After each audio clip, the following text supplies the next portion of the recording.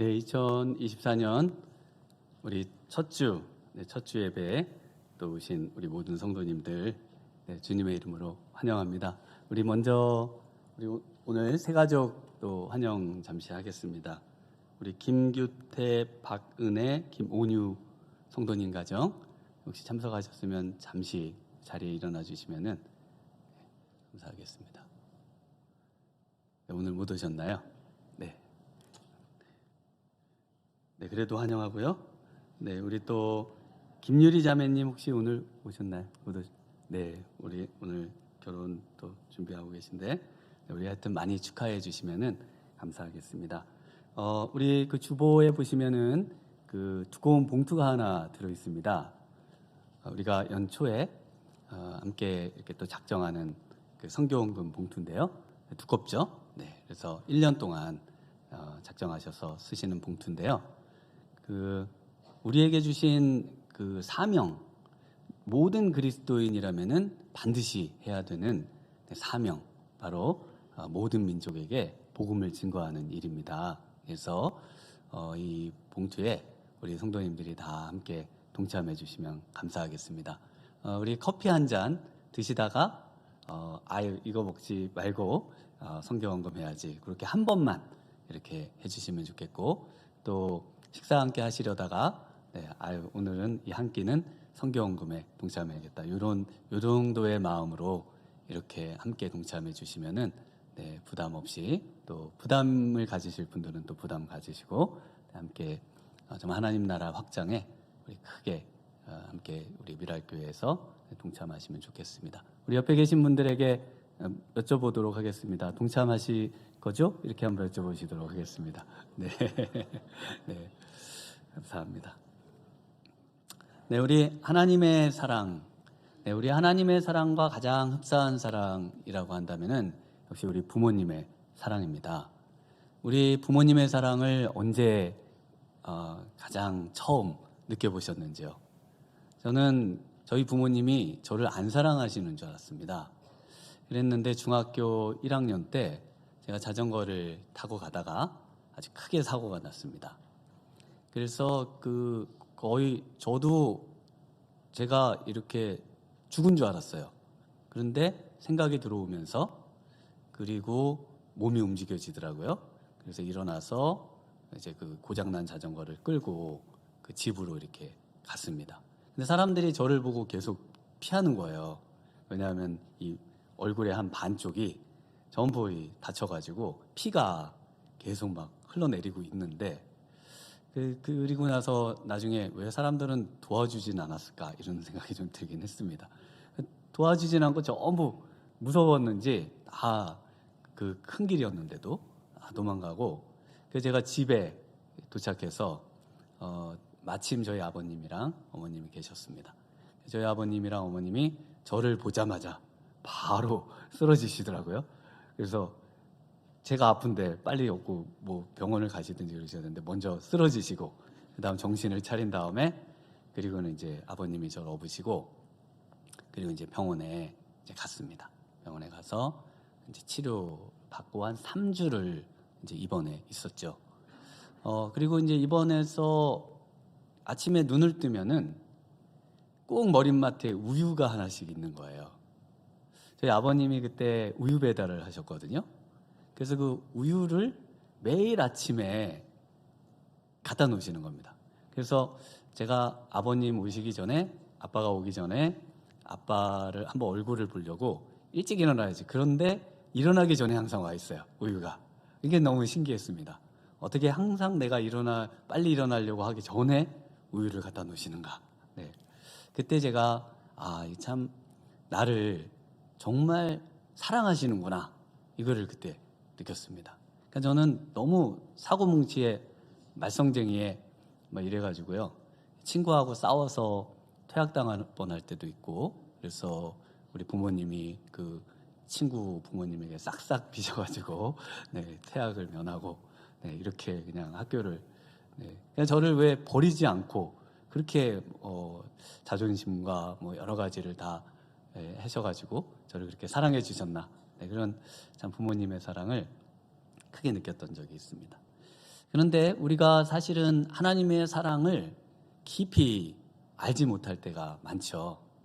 그래서 하나님은 분명 이런 상황에 나를 두신다거나 이런 상황에 나를 처하게 하시는 것을 보니까 분명히 하나님은 나를 사랑하지 않으시는 거야 라고 생각하실 수도 있겠습니다. 그러나 우리 하나님께서 우리를 도와주시지 않으시면요, 우리는 살아갈 수 없는 그런 존재인 것이죠. 31절 말씀처럼 만일 하나님이 우리를 위하시면 누가 우리를 대적하리요. 하나님께서 정말 우리를 위하시고 계시고 우리를 사랑하고 계신다는 것만 우리 성도님들이 깨닫기만 하면은 이 험한 세상, 그리고 우리 앞에 당면한 무수한 문제들, 이 모든 것들을 극복하고 승리하게 될 줄 믿습니다. 그래서 올 한 해 우리 표어로요, 우리 하나님의 사랑을 사모하는 교회, 그리고 다음 주에는 이 사랑이 깨달아지신 분들이 바로 하나님의 사랑을 나누는 교회로 이렇게 표어를 잡아봤습니다. 정말 하나님의 사랑을 깨닫고 그 사랑을 깊이 사모해서 그 사랑이 충만하고 그 사랑으로 정말 올 한 해 나아갔으면 합니다. 이렇게 하나님의 사랑을 깨닫고 하나님의 사랑으로 충만한 그런 사람들의 특징이 뭐냐면요, 첫 번째는요, 우리 승리를 넉넉히 이기는 자들이 되겠습니다. 우리 37절을 한번 같이 읽어보겠습니다. 시작. 그러나 이 모든 일에 우리를 사랑하시는 이로 말미암아 우리가 넉넉히 이기느니라. 우리가 넉넉히 이긴다는 겁니다. 그냥 간신히 이기는 정도가 아니라 정말 이 모든 것에 우리를 사랑하시는 이 누구시죠? 하나님으로 말미암아 넉넉히 이기게 되는 인생이 된다는 것입니다. 그럼 어떤 일에 우리가 이 모든 것을 넉넉히 이기게 되느냐? 이 모든 것이 뭐냐면요, 우리 35절, 36절을 한번 같이 읽어보겠습니다. 시작. 누가 우리를 그리스도의 사랑에서 끊으리요? 환난이나 곤고나 박해나 기근이나 적신이나 위험이나 칼이랴. 기록된 바 우리가 종일 주를 위하여 죽임을 당하게 되며 도살당할 양같이 여김을 받았나이다 함과 같으니라. 환난, 곤고, 박해, 기근, 적신, 위험, 칼. 이 땅에서 우리가 당할 수 있는 모든 어려움과 모든 고난과 고통의 총합입니다. 그 뒤에도 뭐 더 쓰실 수도 있었겠죠. 그런데 이것들로 그냥 한정하고 있긴 하지만 우리가 이 땅에서 당할 수 있는 그 모든 것을 다 우리가 감당할 수 있는 것이 아니라 그것을 넉넉히 이긴다.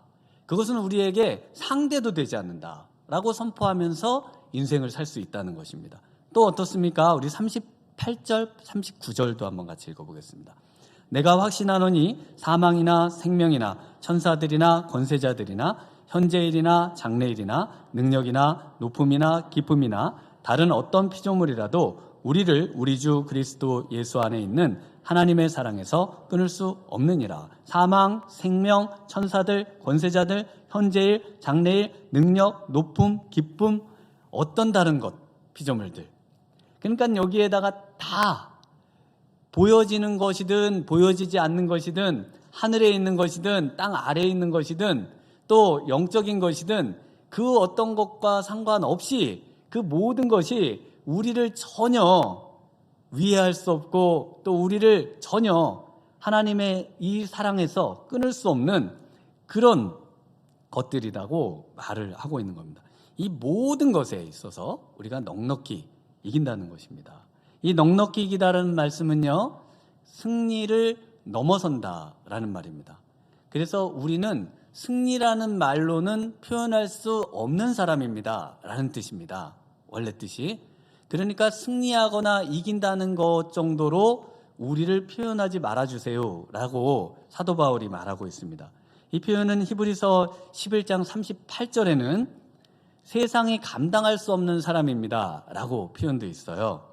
그래서 이 세상이 감당하지 못하는 사람이 어떤 사람인지도 한번 조금 읽어드려 보겠습니다.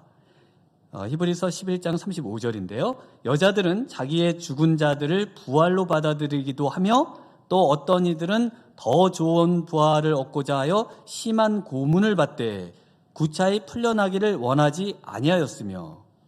사랑하는 사람들이 정말 우리의 곁을 떠났지만 그러나 그 사람들을 정말 믿음 안에서 우리 하나님의 사랑 안에서 부활하여 만날 분들로 알고 그분들을 지금 있는 것처럼 생각하면서 살아간다는 것입니다.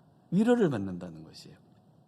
그리고 더 좋은 부활을 얻고자 해서 심한 고문을 그것을 피하려고 하질 않고 오히려 그것을 능히 감당할 수 있다. 그리고요, 또 어떤 이들은 조롱과 채찍질뿐 아니라 결박과 옥에 갇히는 시련도 받았으며 돌로 치는 것과 톱으로 켜는 것과 시험과 칼로 죽임을 당하고 양과 염소의 가죽을 입고 유리하여 궁핍과 환난과 학대를 받았으니 이런 사람은 세상이 감당하지 못하느니라. 그들이 광야와 산과 동굴과 토굴에 유리하였느니라.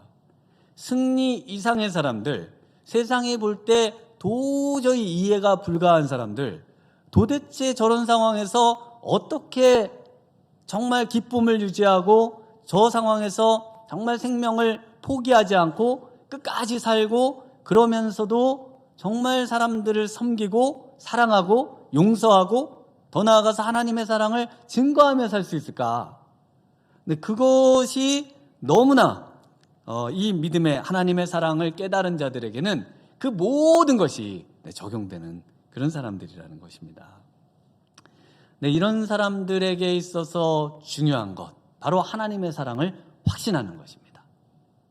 그래서요, 우리 어떤 이야기에 보니까요, 어느 날 한 농부가 키우는 당나귀가 이 나이도 들고 눈도 어둡고 그래서 가다가 우물에 빠졌네요. 그 우물에 빠져서 이 당나귀가 계속 울부짖습니다. 그래서 이제 주인이 와서 보니까 우물도 말랐고 당나귀가 거기 빠져 있는 거예요. 그래서 당나귀도 이제 늙고 그걸 꺼내는 것도 너무 힘들고 그래서 사람들을 불러서 이 당나귀를 그냥 이참에 우물도 말랐으니까 거기다 묻읍시다. 그리고 이제 흙을 갖다가 이렇게 붓는 겁니다. 그래서 이제 처음에 흙을 막 부으니까 당나귀가 막 소리를 지르죠. 그런데 한참 지나니까 소리가 안 나요. 그래서 이 당나귀가 이제 흙에 파묻혀서 죽었나 보다 생각하고 들여다보니까 당나귀가 그 흙을 들어오면 발로 밟아서 다져서 계속 다져서 올라오고 있는 겁니다. 네, 그래서 주인이 하도 기특해서 그 당나귀를 이제 건져주셨다는 그런 이야기입니다. 당나귀가 왜 올라올 수 있었을까요? 물론 이제 제 해석입니다. 주인이 나를 사랑하셔서 이 흙을 보내셨구나 생각하고 그 흙을 계속 발로 밟아 다지고 올라오는 거죠. 만약에 주인이 내가 죽기를 원해서 이거를 보냈구나 생각하면 주인이 원하는데 여기서 그만 맞춰야지, 주인에게 그럴 순 없지, 그랬지 않았겠습니까? 그러니까 당나귀의 마음에는 주인의 그 사랑의 마음이 늘 충만한 거죠. 그러니까 그 모든 것을 이겨내고 올라가는 겁니다. 올라가는 거예요. 우리 하나님이 우리를 사랑하신다는 것을 깨닫기만 하면요, 우리를 마치 죽으라고 보낸 것 같은 그 모든 무수한 어려움과 고난과 당면한 문제와 스트레스와 이 모든 것들이요, 오히려 우리가 하나님이 우리를 사랑하셔서 오히려 우리의 유익을 위해서 허락하신 것들로 바꾸어 생각하고 그것을 능히 이기고 꿋꿋이 정말 풍성한 삶을 경험하게 되는 줄 믿습니다. 우리를 사랑하시는 그 하나님의 사랑, 하나님도 안 믿어지는데 하나님의 사랑을 어떻게 믿습니까? 이러실 분도 있지 않으시겠어요? 그래서 우리 오늘 본문에 사도 바울이 정확하게 하나님의 사랑이 어떤 사랑인지, 왜 확신할 수밖에 없는지 말씀해 주십니다. 우리 31절과 32절을 같이 한번 읽어보겠습니다. 그런즉 이 일에 대하여 우리가 무슨 말 하리요? 만일 하나님이 우리를 위하시면 누가 우리를 대적하리요? 자기 아들을 아끼지 아니하시고 우리 모든 사람을 위하여 내주시니까 어찌 그 아들과 함께 모든 것을 우리에게 주시지 아니하겠느냐? 만약에 당나귀가 위에서 내려오는 흙을 보면서 주인은 나를 사랑해, 나는 이 흙을 주인이 보내서 나를 살리려고 하는 흙으로 생각해, 그러면서 올라갔지만, 그런데 그것은 당나귀의 착각이죠. 하나님을 사랑한다고 그냥 믿으세요. 그냥 그러면 승리할 수 있습니다. 이렇게 여러분에게 말하고 있는 게 아닙니다. 그냥 사랑한다고 믿어도 사실은 승리할 수 있어요. 여러분이 정말 하나님의 사랑에 대한 그런 확실성, 어떤 증거가 충분하진 않지만 그래도 그 당나귀 사랑만 갖고 계셔도요, 당나귀처럼 생명을 보존하고 승리할 수 있습니다. 그런데 지금 오늘 말씀에 그 사랑을 넘어선 너무 확실한 사랑입니다. 어떤 사랑인가 하면은 바로 당나귀를 예를 들어보면은 당나귀 주인에게 그 독자가 하나 있어요. 독생자. 그러니까 외아들이 하나 있어요. 가문을 이어갈. 그 도련님을 지금 그 당나귀한테 보낸 겁니다. 내려보내서 당나귀한테 똑바로 알려주는 겁니다. 당나귀가 들을 수 있다면요. 나귀야, 우리 아버지가 너를 사랑해서 나를 여기에 내려보냈다. 너를 살려보내고 나는 죽어도 좋다고 그런다. 만약에 이 말을 했다 그러면요, 그럼 주인이 정말 사랑하는 겁니까? 안 사랑하는 겁니까? 정말 사랑하는 거죠. 야, 그냥 내가 생각으로만 알고 있었는데 우리 주인은 정말 내가 생각한 것만큼 나를 사랑하는구나. 또는요, 반대로 주인은 나를 안 사랑하는 거야 생각했는데 그 도련님이 내려와서 내가 죽어도 너를 살려갖고 가야 돼. 나는 죽어도 되고 너는 살아야 된대. 그 말을 정말 전해줬다면은 당나귀가 마음을 바꿔서 주인은 나를 미워한 게 아니었구나. 정말 사랑한 거였구나. 이걸 깨닫지 않겠습니까? 바로 지금 하나님께서 우리에게 보여주시는 그 사랑이 이와 같은 사랑입니다. 하나님께서 정말 하나님으로부터 나신 분, 하나님으로부터 나셨으니까 하나님이시죠. 하나님으로부터는 한 분만 나셨어요. 이렇게 하나님이. 그러니까 하나님이신데 그분이 바로 예수님이세요. 그러니까 하나님과 같은데 그 하나님과 같은 그분을 우리에게 내려보내셔서 뭐라고 하셨냐면 하나님이 너를 사랑한다. 나를 사랑한다라고 우리 예수님을 통해서 우리에게 분명히 말씀해 주셨습니다. 우리가 뭐 어떻게 하나님의 사랑을 어떻게 받습니까? 우리는 뭐 다 죽는데요. 그 죽음과 또 그 모든 것을 다 우리 하나님이 내가 죽어서 너를 살리라고 하셨다.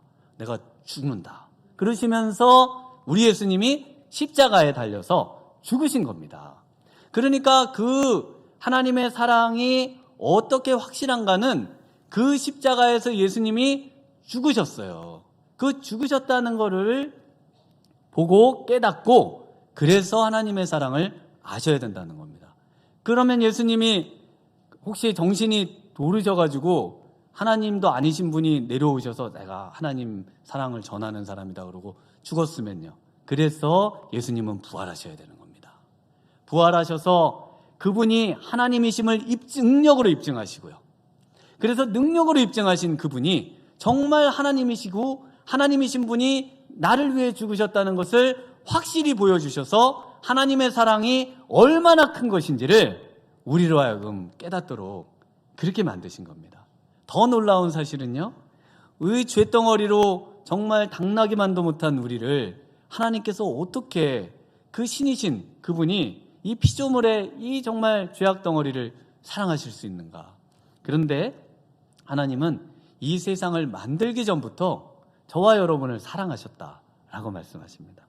에베소서 1장 4절에 곧 창세전에 그리스도 안에서 우리를 택하사 우리로 사랑 안에서 그 앞에 거룩하고 흠이 없게 하시려고 그 기쁘신 뜻대로 우리를 예정하사 예수 그리스도로 말미암아 자기의 아들들이 되게 하셨으니 이는 그가 사랑하시는 자 안에서 우리에게 거저 주시는 바 그의 은혜의 영광을 찬송하게 하려는 것이라. 하나님께서 우리를 사랑하시는 사랑은요 거저 주시는 사랑입니다. 거저 주시는 사랑을 다른 말로 은혜라고 말해요. 도저히 받을 자격이 없는, 도저히 받을 수 없는 그 인생에게 하나님께서 값없는 그 놀라운 은혜를 거저 공짜로 주시는 겁니다. 공짜라고 그래서 값이 없는 게 아니에요. 너무 귀한데 그것을 우리가 어떻게 얻어낼 수 있는 방법이 있는 게 아닙니다. 하나님이 그저 주신 겁니다. 그래서 우리로 하여금 뭐 하도록 만드실까요? 하나님의 이 은혜에, 사랑의 은혜의 찬송, 사랑의 은혜를, 영광을 찬송하도록 우리를 만드셨습니다. 그래서 예배는요, 하나님의 이 사랑의 은혜의 영광을 찬송하는 겁니다. 우리를 이 정말 쓸모없는 인생을, 죄로 하나님의 진노를 받을 수밖에 없는 인생을 하나님께서 사랑해 주신다는 이 한 가지 사실을 마음에 깨닫고 하나님을 찬양하는 것, 이것이 하나님이 진짜 기뻐하는 사랑이라는 것이죠. 그래서요, 로마서 6장 5장 6절에 보면요, 우리가 아직 연약할 때의 기약대로 그리스도께서 경건하지 않은 자를 위하여 죽으셨도다. 기약대로, 하나님이 작정하신 대로 예수님은 죽으셨습니다. 우리가 뭐 좀 더 나아지거나 좀 더 뭔가 하나님을 사랑할 수 있게 돼서 된 게 아니에요. 우리는 그냥 아무런 힘이 없을 때입니다. 또 우리가 아직 죄인 되었을 때에 그리스도께서 우리를 위하여 죽으심으로 하나님께서 우리에 대한 자기의 사랑을 확증하셨느니라. 심지어요, 곧 우리가 원수 되었을 때에 그의 아들의 죽으심으로 말미암아 하나님과 화목되게 하셨은즉 화목하게 된 자로서는 더욱 그의 살아나심으로 말미암아 구원을 받을 것이니라. 그래서 하나님의 사랑은 변할 수가 없습니다. 하나님의 사랑은 너무나 확실한 거예요. 여러분이 이것을 한번 곰곰이 생각하시고, 예수님을 볼 때 하나님이 나를 사랑하지 않으실 수가 없구나, 이것을 확실히 깨달으셔야 되는 겁니다. 제가 신학교 다닐 때 승령장학회라는 곳에서 장학금을 받았습니다. 아시는 분들도 있으실 것 같아요. 근데 이 승령장학회를 처음에는 받고 제가 참 좋은 분도 많네, 그리고 이제 감사하게 신학교를 잘 다녔습니다. 그런데 이제 승령장학회가 어떤 분이신지 궁금하잖아요. 그래서 이제 물어보고 찾아보고 또 그 모임에도 가고 이렇게 했는데요. 1994년도에 그 성수대교가 붕괴된 사건이 있었습니다. 다 아실 텐데요.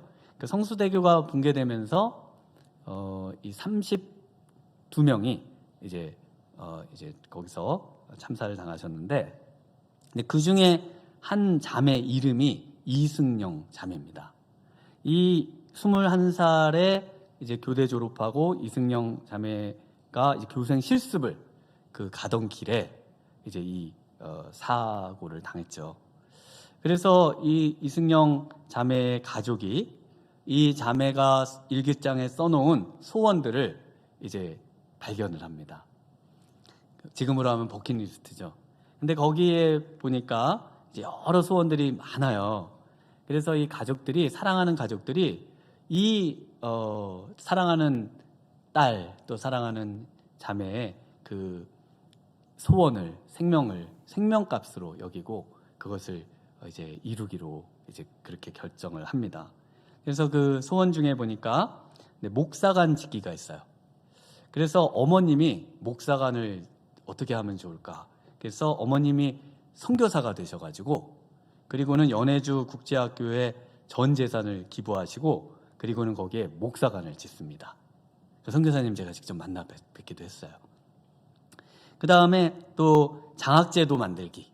그래서 우리 교회 전에 좀 오셨던 우리 홍정길 목사님, 남서울교회 계실 때 이 자매가 이제 희생되면서 이제 국가에서 이제 보상해준 그 전액 2억 5천을 이제 교회에 위탁하고, 그 교회에서 이제 이 승령장학회라는, 이승영 자매 이름을 따서 승령장학회라는 이 장학회를 만들고, 그리고 이곳에서 이제 매년 이제 그 신학생들에게, 가난한 신학생들한테 이렇게 이제 장학금을 줬던 겁니다. 그 외에도 많습니다. 사후에 장기 기증하기도 이 버킷리스트에 있었어요. 그래서 고대 의과대학에 이 시신을 기증을 했고요. 또 한 명 이상 입양하기. 그래서 입양을 이제 못 하잖아요. 그래서 동생이 이 누나가 한 명 이상 입양하기를 했는데, 그래서 2명을 입양해가지고 이 누나의 소원을 들어줍니다. 이렇게 이제 정말 이 가족이 전부 승영 씨를 사랑하고 또 그 목숨값으로 이루고 싶었던 그 모든 것을 정말 그 자매의 이름으로 또 그 자매를 생각하면서 이루어 간 겁니다. 예수님께서 이 땅에 오셔서요, 생명을 주셨어요. 생명을 내어놓고 죽으시면서 어떤 유언을 하셨을까요? 예수님이 뭐라고 하신 걸까요? 바로 저와 여러분을 끝까지 사랑한다는 것을 말씀하셨습니다. 우리의 생명을 위해서 또 우리를 위해서 내 목숨을 내놓습니다 라고 유언을 하신 겁니다. 그래서 우리 하나님은요, 우리 예수님을 보면은 우리를 사랑하지 않을 수가 없습니다. 우리는 분명 죽어야 마땅한 하나님의 진노받을 존재들이죠. 지옥에 가야 되고 영원한 형벌을 받아야 되는 원천적으로 하나님께 범죄해서 하나님 옆에는 조금도 갈 수 없는 완전히 하나님과 우리는 분리된 자들입니다. 그런데 바로 이 예수님 때문에 하나님께서 우리를 사랑하시는 겁니다.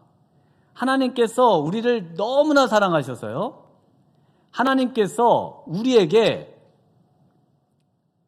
모든 것을 다 도와주시는 겁니다. 그래서 하나님께서 어떻게 하십니까? 하나님께서 우리를 위하시면 누가 우리를 대적하리요 라고 말씀하고 있죠. 하나님은 이제 우리를 대적하는 모든 것을 대적하시는 분이십니다. 여러분들을 괴롭히고 고통스럽게 하고 그것에 대해서 우리 하나님은 동일하게 고통스러워하고 아파하며 그리고 그 모든 것에서 우리를 도와주시기로 결정하셨습니다. 여러분, 이것을 믿으셔야 돼요.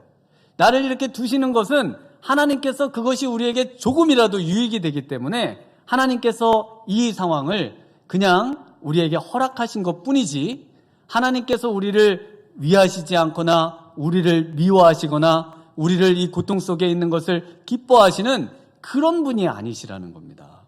32절에는요, 자기 아들을 아끼지 아니하시고 내주신 이가 모든 것을 우리에게 주시지 않겠느냐라고 말씀하고 있습니다.